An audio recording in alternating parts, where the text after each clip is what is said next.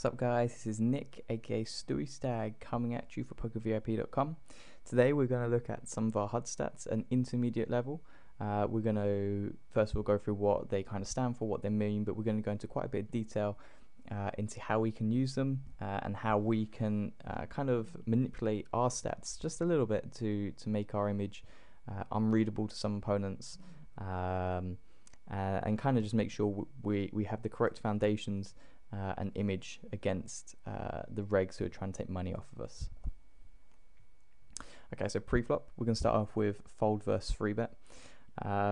This pretty much means that player raises, guy free bets, and the original raiser folds. Now, on the base level, you could say, oh, well, it gives us an idea of how likely they are to be stealing, which is true. If they have got a high fold to free bet, combined with a high PFR and a high steal, it would suggest that they're stealing a lot and they're going to fold. So a lot of people think, oh, that means that whenever they 4-bet, they're going to have a lot of value hands, and we're just going to be able to free bet them relentlessly. But it doesn't quite actually mean that. Generally, what it means is that they don't like playing the pot without the initiative, so they're not gonna call with that many free bets. When they do call with free bets, it does not mean that they have a big hand necessarily. It means that they again have a hand that they like to play. So a hand like 6-7 suited, 7-8 suited, are definitely in this range of hands, which people don't really quite get. If you're raising a lot and you're folding lots of free bets, a lot of people, if they're a thinking player, will realize that if they just continue with a range of say 9s, 10s, and jacks here instead of 4, if they don't want to 4-bet get it in, they're going to be very readable. So they are going to throw in some curveballs, some ace-10 suited, some 6-7 suited. So it is very important to work this into their range when we begin to assume, when we begin to look at their fold versus free bet.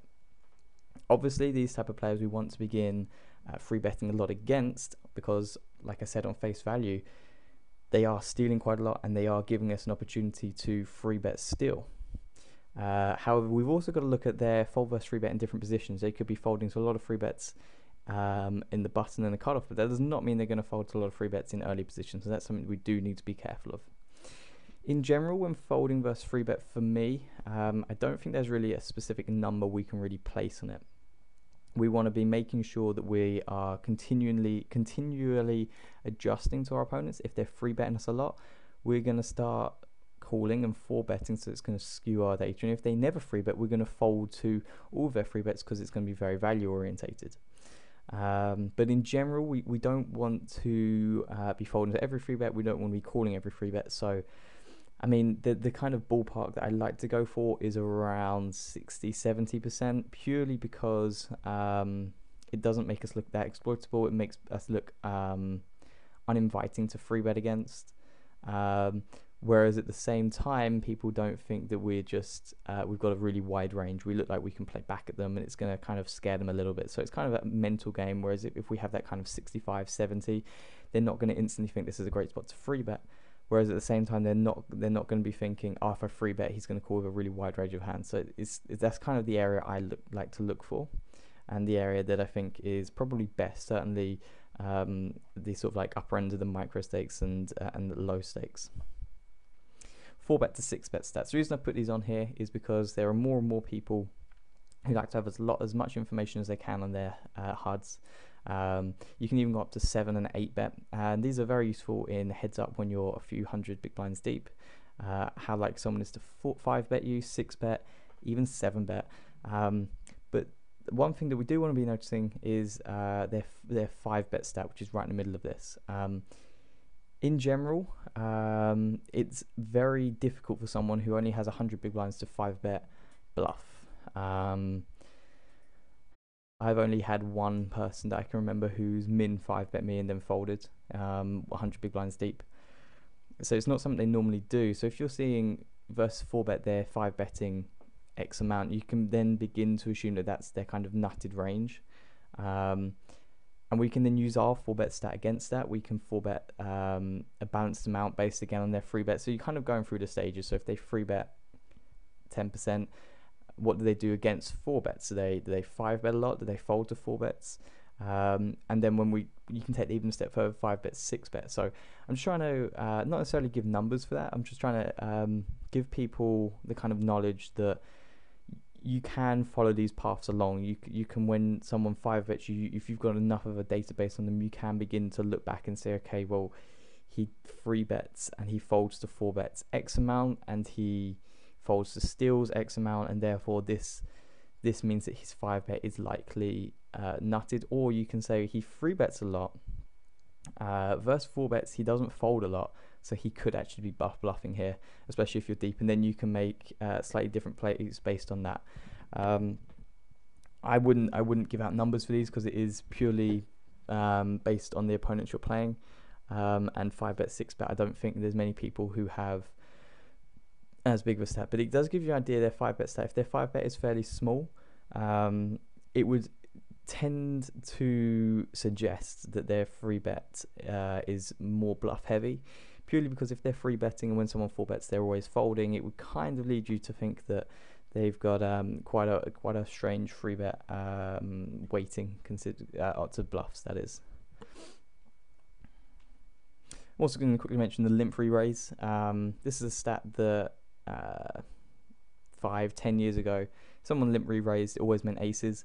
These days I don't think it is. It does mean that.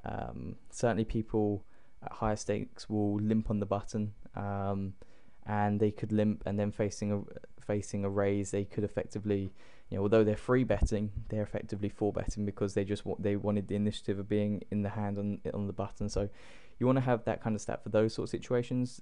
Also for the very poor players, the fish, you do this. If you see someone limp re-raise and you've got a stat that they've done it a fair amount, you can begin to say, okay, well, he might have aces and kings in his range, but he's also going to have a lot of other hands that we can get value from. So it kind of just gives you an idea of how to make sure we're not just assuming someone has aces because they're limp re-raise. If they've got a stat that suggests that they've done it multiple times, then you can begin to widen their range a little bit out.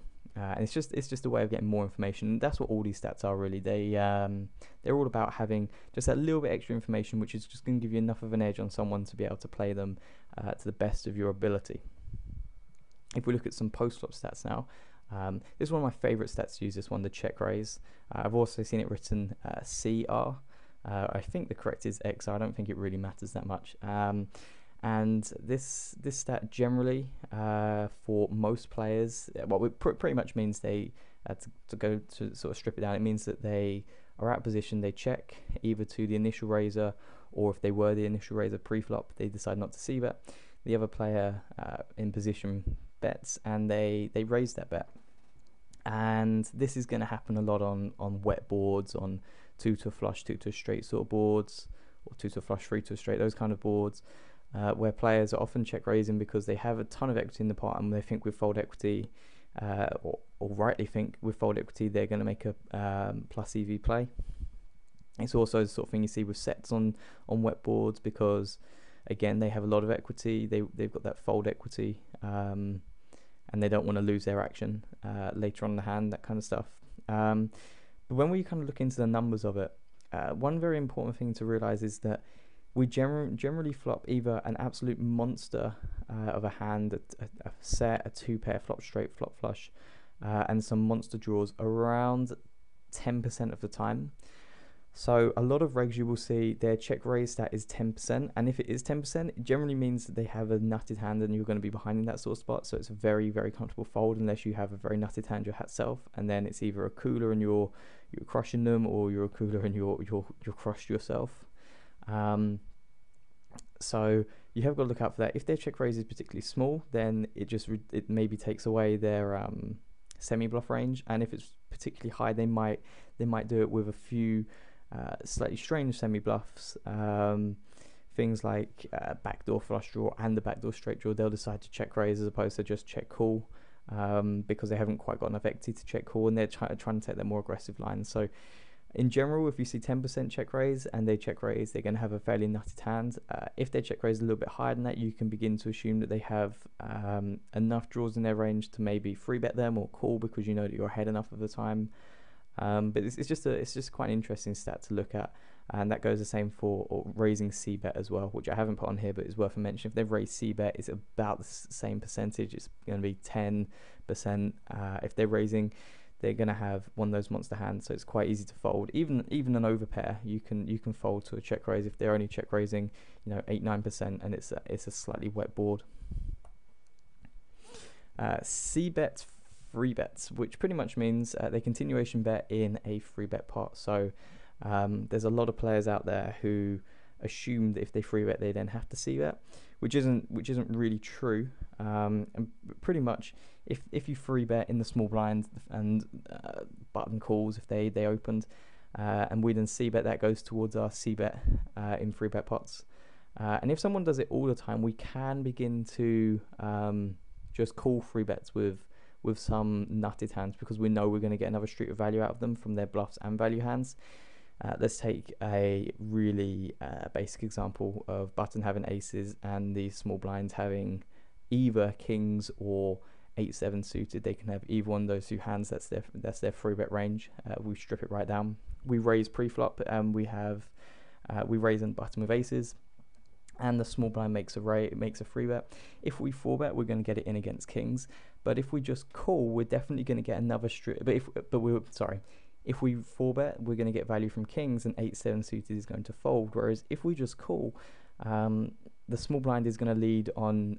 If he has a high continuation bet in free bet pots, he's gonna continue on every single board, and therefore with kings we're still going to get it in against. But against the 7-8 suited hand that we also gave him, he's going to give us one more street of value, and he might even get it in. He might even get it in with a draw of some sort, and figures that we could just be bluffing or whatever. So this is quite an interesting stat to look at.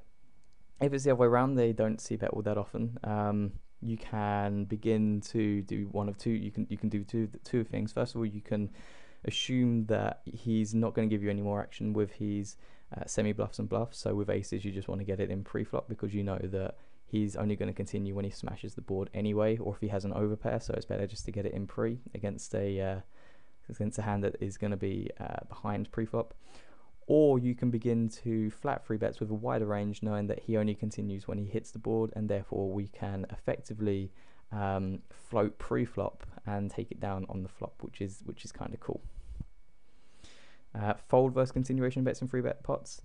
It's kind of like just another factor to take in on the flop. If we free bet and we see that our opponent tends to not fold in free bet pots, we can either decide to free bet them less, because we figure that if they call, then we're not going to get any action from them. We're going to get, if they call, we're not going to get them to fold, which is what we want to do. So we're going to take some of our semi bluffs out of our range. It also means if we do smash the board, we want to be slow playing less. Whereas if they've got a high fold to c bets and a high fold to continuation bets in free bet pots, we want to be free betting them quite frequently, because we know that even if they call, they're going to fold to a lot of pressure. There's a lot of people out there who will open the button with high, like medium pocket pairs, 8s through jacks for example, will call a free bet. A flop comes pretty ugly for them, then they just snap fold to a c bet. And these are the types of players who you can get a ton of value from with quite a wide range of hands. You can really open your semi bluffing up against them, especially if they don't 4-bet. If they 4-bet a reasonable amount, then they're 4-betting all their strong hands and not slow playing. So they play very much a case of very face up pre-flop. They 4-bet, they've got a strong hand. If they call, they've got a marginal hand, and then post-flop they also play very straightforward. So with a combination of all those stats, you can begin to paint a picture of how they're going to play the hand, and therefore how we can then exploit that to the fullest. And finally, we're going to look at aggression factor, which is pre-flop and post-flop. I haven't really mentioned numbers for any of these stats, just because it's also player dependent. However, this one I will mention some numbers. This is pretty much the more aggressive you are, the higher this number is. Pretty simple. Things like if you have the number pretty much suggests the likelihood of us making an aggressive play compared to a passive play. If, for example, there is if it works out that they say that there's 2 times as a possibility of us raising than we do just call, or raise, and then we do flat, or check a flop. And it's kind of an idea. I just use it to see the higher someone's aggression factor is, the more I want to slow play against them. The lower it is, the more I want to fast play them, the more passive they are. And for us, it's important to keep an eye on this to make sure we're not being too passive or too aggressive, because if we have an aggression factor of 2.53, for example, which I think is probably the top end of where you really want to go, you're then in a position where you can, you have that aggressive image, you're bullying people out at the right time, you're continuing with all your equity hands. Anything lower, anything above 3, you begin getting to a point where people are just not believing of our semi-bluffs, our bluffs, and we lose all that fold equity. And anything lower, when we do have a big hand and begin to play aggressively, people begin realizing that a guy with aggression factor of 1.2 is all of a sudden check raising massive on this flop, and they have an overpair, and they're thinking, I'm pretty sure he has a pretty big hand. So you want to be very aware to keep this kind of like in control, to get maximum value from all of your opponents, and not just from the fish. So yeah, I hope this has helped. I hope you have gained some information out of this. I hope you look at the stats on your HUD and think of them slightly differently now. A lot of them, the face value of them is really what we are after, but there are quite a few slots where looking at a stat and then being able to plan out the hand is a massive advantage that not that many people take advantage of, but it's something that if we can, we create a massive edge. So yeah, hope you enjoyed the video. Thanks for watching, and get out there and get crushing.